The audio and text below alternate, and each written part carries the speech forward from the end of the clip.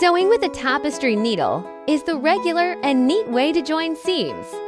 Place 2 pieces of crochet right sides together, using a tapestry or yarn needle into both edge stitches.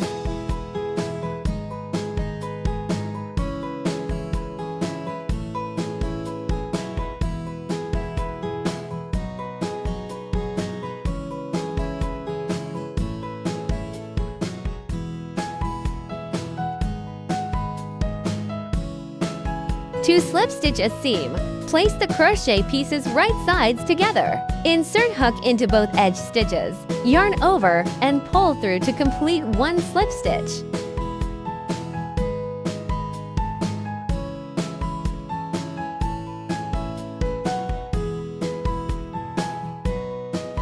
Repeat from working into the next edge stitches, keeping work fairly loose.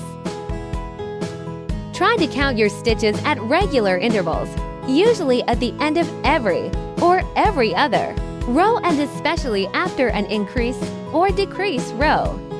LT is best to try to catch any mistakes as quickly as possible, as this will make them much easier to rectify.